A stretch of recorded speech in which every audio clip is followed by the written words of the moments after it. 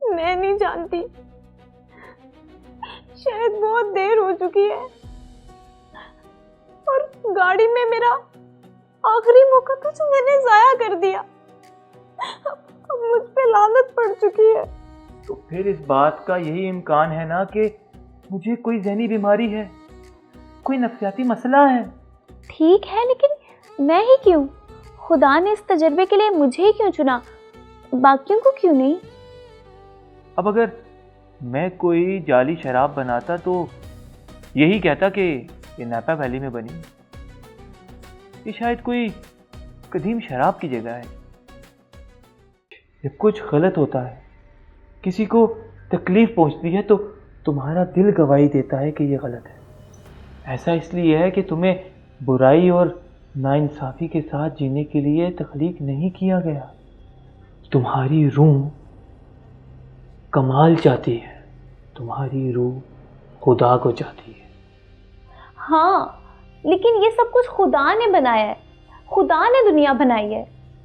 ہاں، خدا نے بنائی، لیکن اس کا یہ مطلب نہیں کہ دنیا میں جو کچھ بھی ہوتا ہے وہ خدا کو پسند ہے. اور جن چیزوں کو تم اجاگر کر رہی ہو وہ خدا کو بھی نہیں پسند.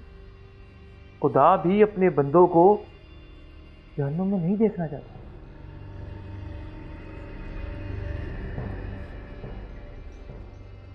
خدا نے انسانیت کو یہ دنیا دی، لیکن اس نے اس میں برائی پیدا نہیں کی. یہ تم نے پیدا کی، تم سب نے.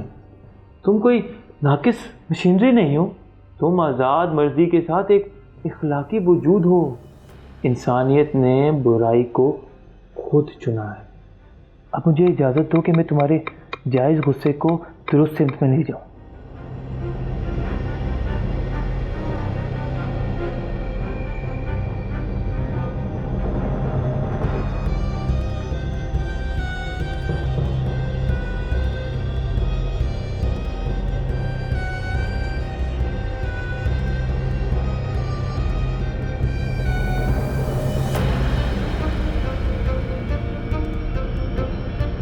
خدا کچھ بنا رہا ہے، ایک جماعت، ایک ایسا معاشرہ جہاں پر لوگ برابری کے ساتھ رہیں، جہاں لوگ ایک دوسرے کے ساتھ رضاکارانہ طور پر محبت اور احترام سے پیش آئیں. اسے روبوٹ نہیں چاہیے جو اس کا حکم مانے کیونکہ وہ مجبور ہے. وہ تو اپنے بندوں کے دل میں اپنا ایمان چاہتا ہے، ان پہ حکومت کرنا نہیں چاہتا. تو اب مسئلہ یہ پیدا ہوتا ہے کہ ایسے لوگوں کی جماعت کیسے بنائی ہے جو مجبوراً خوش نہ ہوں بلکہ اپنی خوشی خود چنیں. اس کا حل ہے انہیں اختیار دیا جائے. ایسے لوگوں کو ایک مثالی آزاد دنیا میں پیدا کرنا جہاں ان کے پاس اتنا اختیار بھی نہ ہو کہ وہ وہاں رہنا چاہتے بھی ہیں یا نہیں، جہاں وہ اس قابل ہی نہ ہو کہ کسی اور کیفیت کو محسوس کر سکیں سوائے محبت اور سکون کے. تو یہ تو ایک غیر مثالی دنیا ہوئی نا، ایک قید. کیا مطلب؟ کون زیادہ حقیقی محسوس ہوتا ہے؟ ایک دماغ کے بغیر کی مشین جس کے اندر آپ سے پیار کرنے کی پروگرامنگ کر دی گئی ہے، یا واقعی ایک محبت کرنے والا جو آپ سے پیار کرے؟ مطلب خدا چاہتا ہے کہ لوگ اس سے محبت کریں؟ بالکل. اور سچی محبت مرضی سے ہوتی ہے، لازم کرنے سے نہیں. لوگوں کو ایک دوسرے کی محبت میں ڈالنے کا کوئی اور بہتر راستہ بھی ہو سکتا ہے، بجائے ان کو برائی میں پھینکا جائے. کوئی راستہ ہے؟ دیکھو، خدا وہ ہستی ہے جس نے ہر اس شے کو تخلیق کیا ہے جسے تم پسند کرتی ہو. ان سب چیزوں کا خالق ہے وہ. تم اس کی شبیہ پہ پیدا کی گئی ہو، ہے نا؟ تو فطرتاً تم ہر اس شے میں سکون تلاش کرتے ہو، جیسے خوشی اور امن.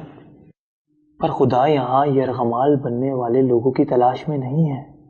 اگر کوئی شخص خدا کے ساتھ مستقل رہنے کا بامانی فیصلہ کرنا چاہتا ہے تو اسے اس کا مخالف بھی پتہ ہونا چاہیے.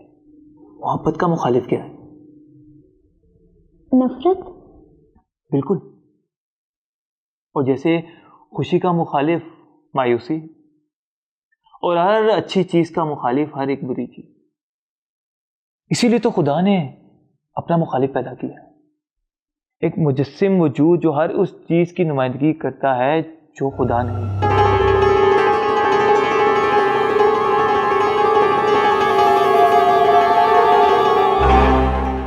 شیطان. بالکل ایسا ہی ہے. کیا واقعی کوئی شیطان ہے جیسے ابلیس؟ جس طرح تم اسے تصور کر رہی ہو اس سے تو تم اسے ایک ایسا درجہ دے رہی ہو جو اسے کبھی حاصل نہیں رہا. وہ انسان کا صریحی دشمن ہے، اور اس سے ایک طاقتور سوچ بھی کہا جا سکتا ہے. وہ ایک وجودی دشمن ہے. کیا وہ دنیا میں ہونے والی تمام گندگی کا ذمہ دار نہیں ہے؟ نہیں، وہ تم ہو. تم سے مراد تم سب. دیکھو، خدا ہر ایک کے کان میں سرگوشی کر رہا ہے، اور اسی طرح اس کا مخالف بھی. اب تمہیں یہ خود طے کرنا ہے کہ کون سی سرگوشی تمہارے دل کی ہم آہنگی کے مطابق ہے. اس نے تمہیں آزادی دی ہے، اور چونکہ یہ آزادی خدا نے تمہیں خود دی ہے اس لیے وہ تمہاری پسند کو مانتا ہے. خدا ہماری پسند کو ایسے مانتا ہے؟ جب ہم غلط انتخاب کریں تو وہ ہمیں جہنم میں جلاتا ہے. کیا اس سے بہتر کوئی اور طریقہ نہیں؟ اچھا فرض کرو اگر تمہیں یہ اختیار دیا جائے،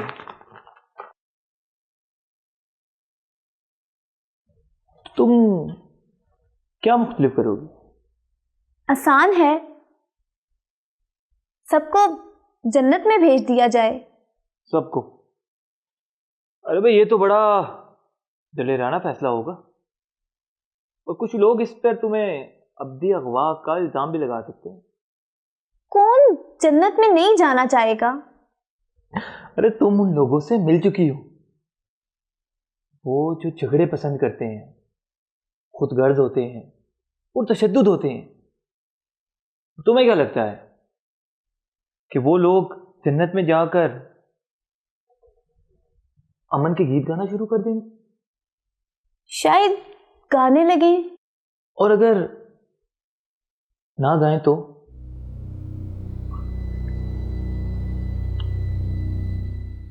وہ جنت کو بھی زمین کی طرح بنا دیں گے جہاں اچھے اور برے لوگ ایک ساتھ تکلیفیں سہتے ہیں. تو میں سب کو ایک موقع دوں گی، اور اگر وہ حد سے بڑھ گئے تو ان کو نکال دوں گی. تب تک وہ جنت میں تھوڑی گڑبڑ کر سکتے ہیں. کیا اس سے اچھے لوگوں کی جنت پہ اثر نہیں پڑے گا جو وہاں سکون سے زندگی جینا چاہتے ہیں؟ کیا تم سمجھ سکتی ہو تمہیں اسکریننگ کے عمل کی ضرورت کیوں ہے؟ شاید لوگ اس زندگی میں خود کو جنت کے قابل ثابت کر دیں یا نہیں. اچھا، تو زندگی یہ ہے اسکریننگ کا عمل. تم اسے اس طرح سمجھ سکتی ہو. اچھا ٹھیک ہے، زندگی ایک موقع ہے تاکہ ہٹلر اور جیفری ڈیمر جیسے لوگ چھانے جائیں. میں یہ سمجھتی ہوں، لیکن میں عام لوگوں کے ساتھ ایسا نہ کرتی جیسا کہ میرے ساتھ. عمومی طور پر میں بہت اچھی انسان ہوں، کیا نہیں ہوں؟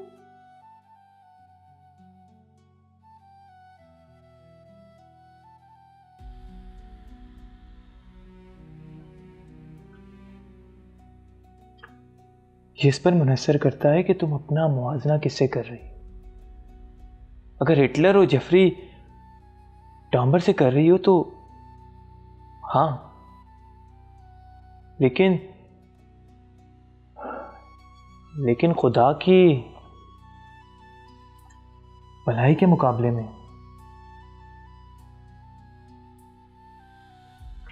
جنت کی اچھائی کے مقابلے میں کیا تم مکمل ہو؟ اگر میں تم سے کہوں کہ تمہیں جنت کمانی پڑے گی تو تم کتنی پورے اعتماد ہو کہ تم اس کی اہل ہو؟ اس کا جواب کون دے سکتا ہے؟ میں دے سکتا ہوں. اور اگر تم کہہ رہی ہو کہ تمہیں معلوم نہیں تو در حقیقت تم یہ نہیں کہہ رہی کہ تمہیں یقین نہیں.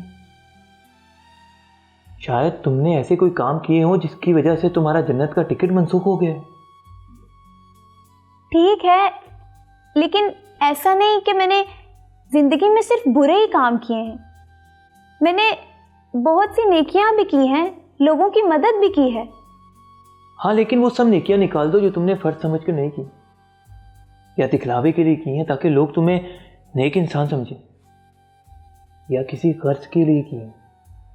ذرا سوچو، تمہاری زندگی میں ایسے کتنے لمحات ہیں جن میں تم نے خالص بے غرضی سے نیکی کی ہو. پتہ نہیں یار، لیکن صفر تو نہیں ہوں گی نا. ہاں، صفر تو نہیں ہے، مگر تو ان کی گنتی کرنی چاہیے. اگر میں قاضی ہوتی تو وہ لمحات بھی کسی کھاتے میں ہوتے. ہاں، یہ بڑا عجیب کمرہ عدالت ہوگا نا. کیا تم جان وین گیسی کو اس لیے معاف کر دو گی کہ وہ پارٹی کلاؤن بن کے بچوں کو ہنساتا تھا، چاہے اس نے جتنے بھی قتل کیے ہوں؟ نہیں. دیکھا، جب کسی کی برائی پر فیصلہ دینا ہو تو اس کی نیکی بے معنی ہو جاتی ہے. یہ تو ظالمانہ لگتا ہے. میں تمہیں بتاؤں گا کہ کیا ہے، اور اگر تمہارے پاس اس سے بہتر کوئی رائے ہے بتاؤ. مکافات عمل کے بارے میں کیا خیال ہے تمہارا؟ بہت آسان. میں نے اس بارے میں کیوں نہیں سوچا؟ کیا یہ کوئی پوائنٹ سسٹم ہے؟ ہاں، کیوں نہیں. تم یہ بتاؤ، تم اس شخص سے کیا کہو گی جو صرف ایک پوائنٹ سے جنت سے رہ گیا؟ مجھے بہت افسوس ہے محترمہ فوزیہ، اگر آپ نے اپنے ہمسائے کے بچے کو ایک اور دن اسکول سے اٹھایا ہوتا تو آپ بچ سکتی تھی، لیکن اب آپ کے لیے ابدی لعنت ہے. کیا یہ بہتر انصاف ہوگا؟ میں رائے دے دیتی. تو پھر ان کا کیا جو 2 پوائنٹ سے رہ گئے، یا جن کے 3 پوائنٹس کم ہیں؟ کیا ہم سب کو اندر لے جانے کے لیے اسی طرح رعایت دیں گے؟ اچھا ٹھیک ہے، یہ ایک مضبوط حد ہے، میں سمجھ گئی. خدا کے فیصلے سخت ہوتے ہیں، لیکن انصاف یہی ہونا چاہیے کہ ایک ایک پوائنٹ کو مانا جائے. واہ، یہ تو کافی بیوروکریٹک بات ہوگی. ناقدین آپ کو قانون مزاج سمجھیں گے. اچھا، فرض کرو کہ ایک شخص ہے جس نے اپنی تمام زندگی نیکیاں کی، لیکن اس نے کچھ بار بچوں کے ساتھ بدفعلی بھی کی. مجھے یقین ہے کہ اس کی نیکیوں کا سکور کافی زیادہ ہوگا. تو کیا تم اسے بھی جنت میں جانے دو؟ شاید گھنونے جرم کرنے والوں کو ایک ہی گناہ پہ کھیل سے باہر کرنے کا اصول ہو. یہ اچھا خیال ہے. یہ ہوئی نا بات. اور خاص طور پر یہ گھنونے جرم کون سے ہیں ہمارا؟ آپ جانتے ہیں، کسی کا قتل، زیادتی. یہی کیوں؟ کیونکہ آپ کو یہ برا انسان بناتے ہیں، دوسروں کی زندگی پر بات کر دیتے ہیں. اچھا، تو پھر جھوٹوں، بدماشوں اور چوروں کے بارے میں کیا خیال ہے؟ کیا وہ لوگوں کا سکون برباد نہیں کرتے؟ کیا وہ لوگوں کو تکلیف نہیں دیتے؟ لیکن اگر ہم قاتلوں اور زیادتی کرنے والوں سے چھٹکارا پا لیں تو یہ ایک اچھی شروعات ہوگی. ہاں ایک اچھا آغاز ہے، لیکن ایک ابدی جنت ختم ہو جائے گی. کیا تم ایسی جگہ پہ رہنا پسند کرو گی جہاں تمہارا سامان چوری ہو سکتا ہے، یا جہاں تم برا محسوس کر سکتی ہو، کمتر محسوس کر سکتی ہو؟ تو کیا تم اپنے آپ کو جنت میں تصور کرو گی؟ نہیں. بس یہی مسئلہ ہے. ہم ایک ایسی ابدی جگہ چاہتے ہیں جہاں مکمل بھلائی ہو. ذرا سا شر ہماری تمام کوشش کو برباد کر دیتا ہے. لیکن اس کا مطلب یہ ہوا کہ جھوٹ بولنا اور قتل کرنا برابر ہے؟ تو میں نے کب کہا کہ یہ برابر ہے؟ اب تم تاش کی گڈی کی مثال لے لو. اب کوئی کہتا ہے کہ بادشاہ اور 3 برابر ہیں؟ ہرگز نہیں. لیکن اگر انہی تاش کے پتوں سے ایک محل بنایا جائے تو، اور اس نازک ڈھانچے سے ایک بھی پتا، چاہے وہ بادشاہ ہو یا 3، ہٹا دیا جائے تو وہ مکمل گر جائے گا. تو اس سے تو کسی کے اخلاقیات کا منصفانہ فیصلہ کرنا ناممکن لگ رہا ہے. نہیں، ممکن ہے. اگر خدا تم سب کا انصاف کے ساتھ فیصلہ کرے تو کوئی جنت میں نہ جائے. خدا جنت میں اکیلا ہوتا، شاید خدا نے کچھ بنایا نہ ہوتا. میرا یقین کرو، تمہیں خدا کا انصاف نہیں چاہیے، تمہیں اس کی رحمت چاہیے. آپ نے کہا کہ زندگی ایک اسکریننگ کا عمل ہے، مطلب ایک امتحان. تو مقصد ہی کیا رہ جائے گا کہ سب ناکام ہو جائے؟ خدا کیا کر رہا ہے؟ اگر ہر کوئی اخلاقی معیار پر فیل ہو رہا ہے تو شاید صرف یہی وہ چیز نہیں جو جنت میں داخلے کا سب سے اہم معیار ہے. تو یہ اخلاقی امتحان نہیں ہے؟ اچھا ٹھیک ہے، تو ان تمام لوگوں کا کیا جو ساری زندگی اچھا بننے کی کوشش کرتے ہیں؟ کیا ان کی کوئی اہمیت نہیں؟ عملی طور پر اس کی بہت اہمیت ہے. یہ دنیا کو ایک بہتر جگہ بناتا ہے، لیکن کوئی بھی شخص 100% خالص نیت سے نیکی نہیں کرتا. چھوٹی باتیں جیسے سگریٹ نوشی کو چھپانا دل کی اس فطرت سے پیدا ہوتی ہیں جو خود فریبی سے بھری ہوتی. رکے، کیا آپ کو معلوم ہے سگریٹ پیتی ہوں؟ کیا بلال کو معلوم ہے کہ میں سگریٹ پیتی ہوں؟ نہیں. تو آپ نے وہاں سے شروعات کیوں نہیں کی؟ اگر آپ واقعی چاہتے تھے کہ میں خدا پر ایمان لاؤں. تم یہی سوچتی کہ بلال نے تمہارے کپڑوں سے بو سونگھی. تم یقین کرتی یا شک کرتی، اور پھر خود بخود وہ نظر انداز کر دیتی جو اس یقین سے مطابقت نہیں رکھتا. یہ تو بہت بچکانہ بات لگتی ہے. میں اس لیے جہنم میں جاؤں گی کہ میں اپنے گناہوں کے بارے میں کھل کے بات نہیں کرتی. یہ تو ایک چھوٹا پھل ہے جو اس دل میں اگا ہے جس کی جڑیں بدی کی مٹی میں ہیں. ایسا دل جو دوسروں سے پہلے خود کو خوش رکھتا ہے، نہ کہ وہ جو سچائی اور محبت پر قائم ہے. میں دیکھتا ہوں کہ اگر انسانوں پر قانون کی اور سماجی زنجیروں کو ڈھیل دی جائے تو وہ اپنی مرضی سے کیا کچھ کر سکتے ہیں. یہ ہر انسان کے اندر کہیں نہ کہیں موجود ہے، اور یہی بات جنت میں بھی خطرناک ثابت ہوگی. خدا کو ایسے لوگوں کی ضرورت ہے جو کمال کو رضاکارانہ طور پر برقرار رکھ سکے. یہ ایک نعمت ہے کہ یہ ایک اخلاقی امتحان نہیں. خدا ہمیں ہولناک چیزوں سے گزارتا ہے، اور جو اس کے آگے جھکتے ہیں ان کو وہ جنت میں لے جاتا ہے. اس کے لیے تو صبر ایوب چاہیے.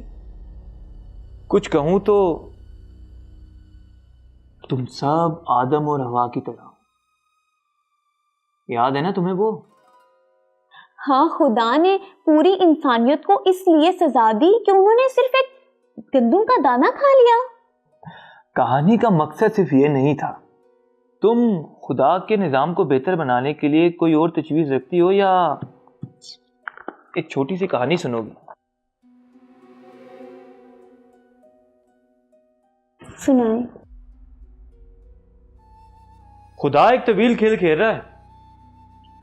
اس نے شروع میں انسانیت کو ایک ابتدائی ڈھانچہ دیا، اس جنت کا نمونہ جو وہ تعمیر کر رہا ہے، ایک ایسی دنیا جو اس کے جہاں سے الگ ہو، جہاں وہ اپنی مرضی سے زندگی گزار سکے اور جنت کو کوئی نقصان نہ ہو. اب سوال پیدا ہوتا ہے کہ کیسے چنا جائے کہ کون جنت میں جانے کے قابل ہے اور کون نہیں. خدا نے ان سے بہت چھوٹا سا امتحان لیا، کچھ ایسا جسے کرنے کی اجازت نہ تھی لیکن آزادی تھی. تم جانتی ہو نیکی اور بدی کے درخت والی کہانی؟ خدا نے یہ سب اس طرح ترتیب دیا کہ اس درخت سے کھانے کے بعد نیکی کو چھوڑ کر بدی کرنے کا اختیار مل جاتا.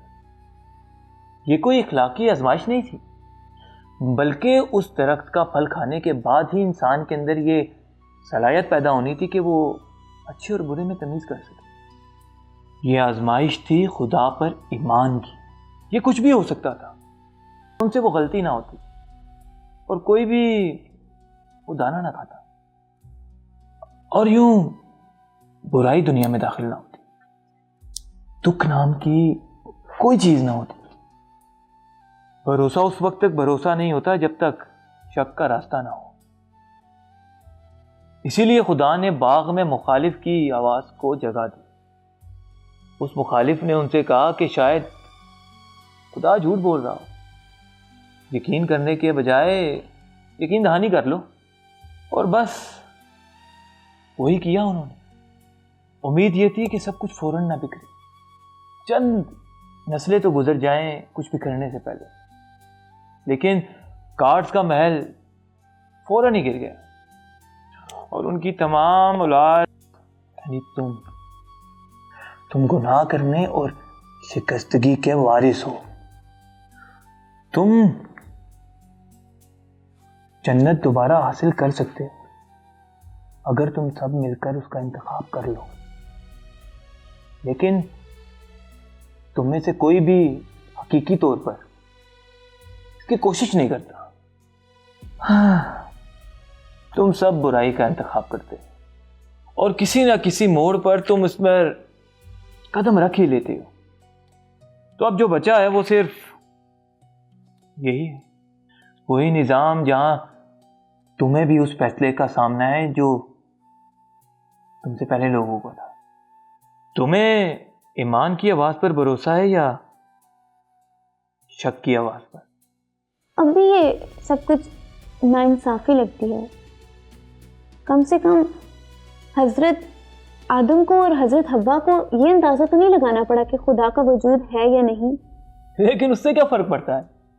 انہوں نے پھر بھی کھایا اور آزمائش آج بھی وہی ہے جب تک سچ اور بھروسے کی آوازیں برابر سنائی دیتی ہیں. تو خدا ان لوگوں کو جنت میں لے کے جاتا ہے جو اس پہ ایمان لے کر آتے ہیں. بالکل. اب میں یہ سمجھ گئی، لیکن ہم ویسے بھی برے ہیں اور اگر ہم جنت میں جائیں گے تو ہم اسے خراب نہیں کریں گے. خدا تمہارے مرنے کے بعد تمہارے ٹوٹے ہوئے کمال کو بحال کرے گا. وہ تمہیں وہی انتخاب دے گا جو پہلے لوگوں کو دیا ہے، کمال چننے کا. جنت ان لوگوں پر مشتمل ہوگی جو خدا پر ایمان لاتے ہیں، جو خدا کے منع کرنے پر درخت کا پھل نہیں کھاتے، یا پھر وہ جو توبہ کر لیتے ہیں. ان لوگوں کے لیے جو خدا کی بنائی گئی بھلائی کی حدوں کے اندر رہتے ہیں، کیونکہ جب وہ کہتا ہے کہ کچھ چیزیں صرف تکلیف لاتی ہیں تو وہ اس پہ بھروسہ رکھتے ہیں. خدا کے قوانین محض اس کی اطاعت کے لیے نہیں بلکہ تمہیں تکلیف سے بچانے کے لیے بھی. اچھا ٹھیک ہے، خدا کو ایک دن کامل سلطنت مل جائے گی، لیکن اس وقت تک تو یہ درد ہے اور ہمیں برائی کی آنکھوں میں آنکھیں ڈال کے جینا ہے. ہم بھوک سے مرتے ہیں، بیمار ہوتے ہیں، تشدد کا شکار ہوتے ہیں، پھر بھی خدا ہمیں یہاں بھیجتا رہتا ہے اور آخر میں پھر بھی جنت سب کو نہیں ملتی. خدا کی چاہے جو بھی حکمت ہے لیکن اس نے ہمیں دکھ دیے، تو کیا یہ سب ظلم نہیں ہے؟ اگر تمہارے بچے کو کینسر ہو اور تم اس کی کیمو تھراپی کراؤ تو کیا تم ظالم ہوگی یا وہ ڈاکٹر ظالم ہوگا؟ نہیں۔ اگر علاج ہر بار کامیاب نہ ہو تو کیا ڈاکٹر اور والدین ظالم ہوں گے؟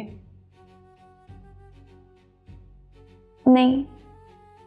تو کبھی کبھی کیا بیماری سے صحت مند ہونے کے لیے تکلیف ضروری نہیں ہوتی؟ کیا کبھی کبھی تم خود کو یا جسے تم پیار کرتی ہو اسے عارضی تکلیف سے گزارنے پر مجبور نہیں ہوتی کہ شاید کل کچھ بہتر ہو جائے؟ شاید، ہاں، لیکن کیا یہ زلزلے، آگ، طوفان، کیا ان کو بھی آپ انسانی اخلاقیات کے ساتھ جوڑیں گے؟ تم اس لیے افسردہ ہو کہ دنیا ویسی نہیں جیسے اسے ہونا چاہیے تھا، ہے نا؟ اور ہم دونوں جانتے ہیں کاملیت ہی اصل معیار ہے۔ ہم تب اداس ہوتے ہیں جب وہ ٹوٹتی ہے۔ جب سے انسانیت نے خود کو خدا سے جدا کر دیا تب سے خدا نے بھی دنیا کی چھوٹی چھوٹی چیزوں کو کنٹرول کرنا چھوڑ دیا۔ لیکن فطرت الہی کے بغیر قدرتی عوامل تباہی لا سکتے ہیں۔ اب جیسے ہمیشہ 72 ڈگری اور گرمی نہیں رہ سکتی، اور اگر کسی برتن کو چولہے پر چھوڑ دیا جائے تو وہ ابل جائے گا۔ شکستہ کمال کی گونج بہت اونچی ہوتی ہے، لیکن آپ کو ایک چھڑی کے ٹیڑھے ہونے کا غم تبھی ہوگا جب آپ کے دل کے کونے میں آپ کہیں نہ کہیں یہ جانتے ہیں کہ اسے سیدھا ہونا چاہیے۔ ہم ساری رات اس بارے میں بات کر سکتے ہیں کہ خدا کیا کر چکا ہے، کیا کر رہا ہے اور کیا کرے گا۔ ہم سب پر بات کر سکتے ہیں۔ تم اسے پرکھ سکتی ہو، اس کا جائزہ لے سکتی ہو، لیکن اس کے بعد جو فیصلہ ہوگا وہ تمہاری اپنی عقل کے مطابق ہوگا۔ اور سچ کہوں، خدا کو تمہارے فیصلے کی کوئی پرواہ نہیں، کیونکہ تمہارے پاس وہ زاویہ ہی نہیں کہ تم کوئی فیصلہ دے سکو۔ خدا کو صرف ایک چیز کی پرواہ ہے کہ تم اس پہ ایمان لاتی ہو کہ نہیں۔ میں کیسے لے کر آ سکتی ہوں؟ میں ایک ایسی ہستی پر کیسے بھروسہ کر سکتی ہوں جس کے اندر بالکل اندھیرا ہے؟ بالکل ویسے ہی جیسے ایک ماں کو زچگی کے درد پر اعتبار ہوتا ہے، کیونکہ وہ جانتی ہے کہ اس کے بعد ایک نئی زندگی آئے گی۔ خدا اسے زچگی کے درد کے بغیر نہیں بناتا، لیکن اس نے طے کیا ہے کہ ایک بہترین حقیقت کو تراشنے کا یہی سب سے بہترین طریقہ ہے۔ مجھے ابھی بلال کے بارے میں کچھ چیزیں پتہ چلی ہیں، میں اس کے ماضی کے بارے میں آپ سے کچھ معلومات لینا چاہتی ہوں۔ پتہ ہے میں تم سے مذاق کر رہا تھا، لیکن تم ایک بڑھیا جاسوس ہو۔ اب کی بار میں تمہارے لیے حقیقی تاڑیاں بجاؤں گا۔ مجھے پتا تھا کہ تم میرا ہی بندہ ہو، کیونکہ خدا کے بندے تو ایسے گالی والے الفاظ استعمال نہیں کرتے۔